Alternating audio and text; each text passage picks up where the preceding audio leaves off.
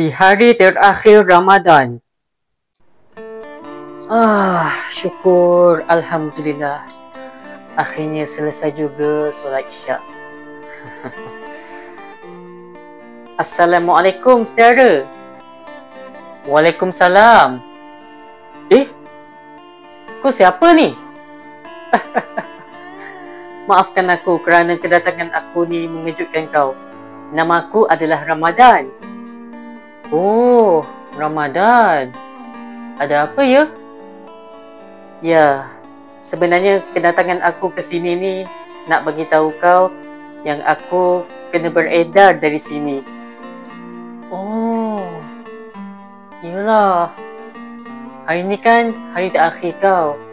Esok dah nak raya. Ya, benar saudara.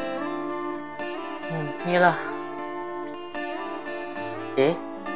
Mengapa saudara sedih ni? Tak adalah. Aku sebenarnya sedih. Sebab hari ni kan hari terakhir kau untuk tahun ni. Jadi aku tak tahu tahun depan aku dapat jumpa kau lagi ke tak.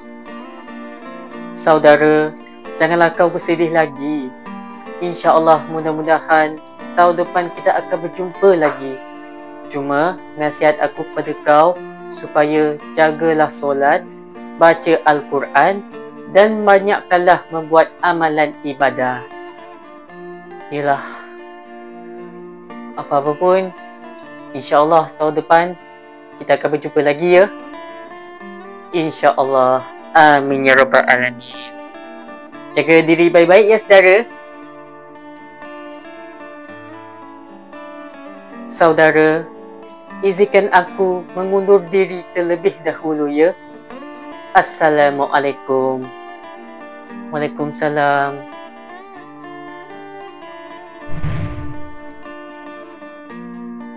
Allahu Akbar, Allahu Akbar, Allahu Akbar. Hai, Assalamualaikum. Saya Daniel ingin mengucapkan Selamat Hari Raya Aidilfitri. Maaf zahir dan batin. Bye-bye.